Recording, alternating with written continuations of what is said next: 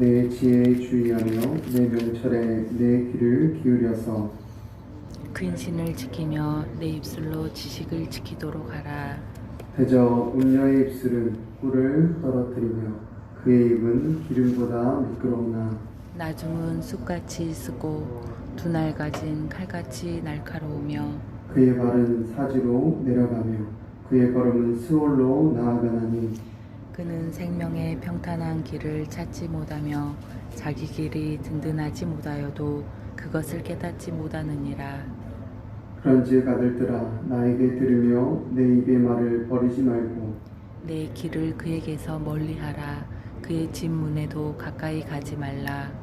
두렵건대 내 존영이 남에게 잃어버리게 되며 내 수완이 잔인한 자에게 빼앗기게 될까 하노라.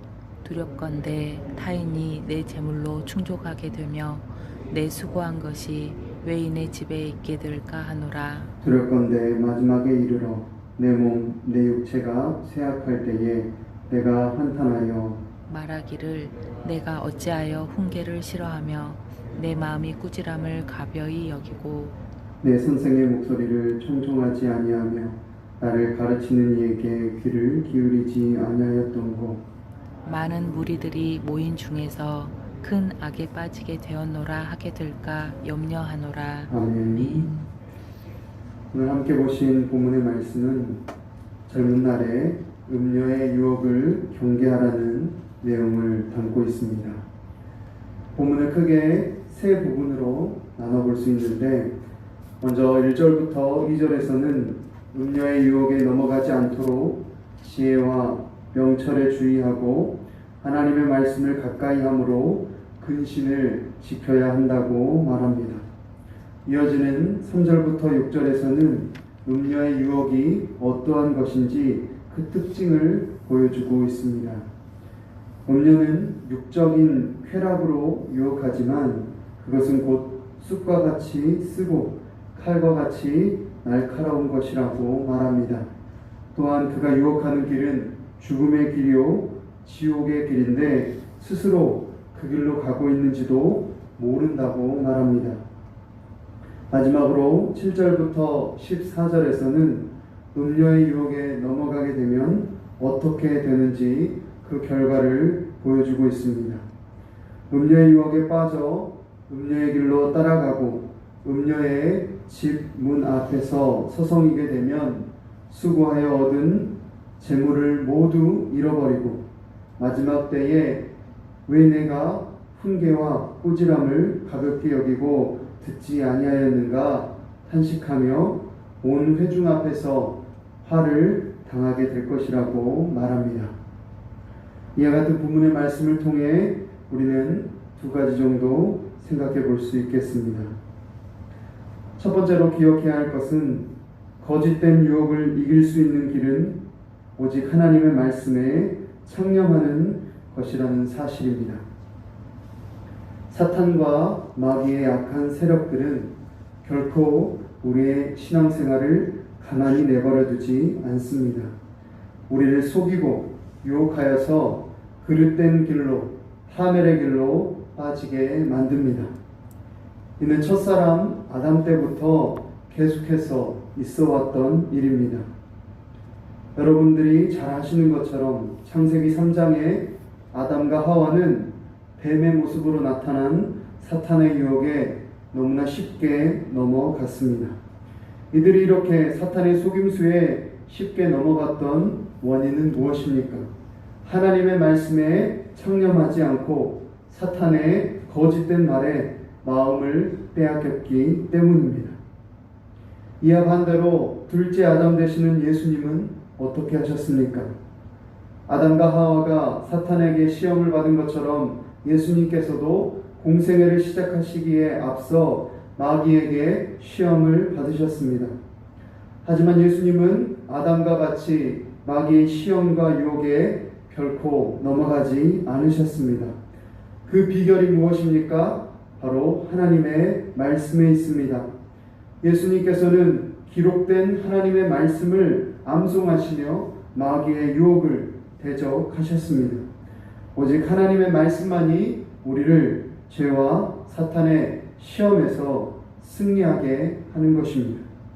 그러므로 오늘 본문 1절과 2절에서도 이렇게 기록하고 있습니다. 내 아들아, 내 지혜에 주의하며 내 명철에 내 귀를 기울여서 근신을 지키며 내 입술로 지식을 지키도록 하라. 아멘. 하나님의 백성들이 죄와 사탄의 유혹으로부터 승리할 수 있는 길은 오직 하나님의 말씀에 주의하고 그 말씀에 창념하는 것입니다. 본문 2절에서는 내 입술로 지식을 지키도록 하라 하면서 특이한 표현을 쓰고 있습니다. 여러분, 입술로 지식을 지킨다는 것은 무슨 뜻일까요? 이스라엘 백성들은 다른 어느 종교보다 그들의 경전인 모세오경, 즉 토라를 가까이 하는 민족이었습니다. 유대인들은 자녀가 13세가 되면 성인식을 하는데 그때에 반드시 이 모세오경, 토라를 다 외운 자만이 성인식에 참여할 수 있게 하였습니다. 그래서 유대인들은 자녀가 4살이 될 때부터 하루에 3시간씩 모세오경을 암송하도록 한다고 합니다. 중요한 것은 이 말씀을 암송할 때 유대인들은 말씀을 작은 소리로 읊조리면서 암송합니다. 지금도 유대인들의 공동체나 회당에 가보면 이 유대인들은 앞뒤로 몸을 흔들면서 작은 소리로 토라를 읊조리고 있는 것을 볼 수 있습니다. 오늘 본문 2절에서 내 입술로 지식을 지키도록 하라 라는 것도 이와 같은 맥락에서 이해할 수 있겠습니다. 하나님의 말씀을 입술로 읊조리면서 암송하면서 몸에 새기고 마음에 새겨야만 죄와 사탄의 유혹을 이길 수 있다는 것입니다. 그래서 신명기 30장 14절에도 이렇게 기록하고 있습니다. 오직 그 말씀이 내게 매우 가까워서 내 입에 있으며 내 마음에 있은즉 내가 이를 행할 수 있느니라. 아멘. 그러므로 영적인 전쟁이 극심한 마지막 때를 살아가는 우리가 죄와 사탄의 유혹과 시험에서 승리하기 위해서는 반드시 하나님의 말씀으로 무장되어야 합니다. 말씀에 깊이 창념해야 합니다. 말씀을 더 오래 보고 더 깊이 보아야 합니다. 말씀의 검으로 나의 죄악된 마음과 생각을 분별하고 잘라내야 합니다. 말씀의 검으로 사탄과 마귀가 주는 유혹을 물리쳐 이겨내야 한다는 것입니다. 그러므로 우리는 할 수만 있으면 말씀을 더 많이 듣고 더 많이 읽고 더 많이 공부하고 더 많이 암송하고 묵상해야 하겠습니다. 교회에서 정해준 분량의 말씀을 읽는 것은 기본입니다. 거기서 만족하고 멈춰서는 안 됩니다. 말씀이 나의 생각을 지배하고 말씀이 나의 마음을 지배하도록 더 많은 시간을 말씀에 들여야 합니다. 그래서 말씀이 완전히 나를 점령하고 다스리게 해야 합니다. 말씀이 우리를 점령하지 않으면, 말씀이 우리의 마음과 생각을 다스리지 않으면 죄와 사탄이 우리의 마음과 생각을 지배하게 될 것이기 때문입니다.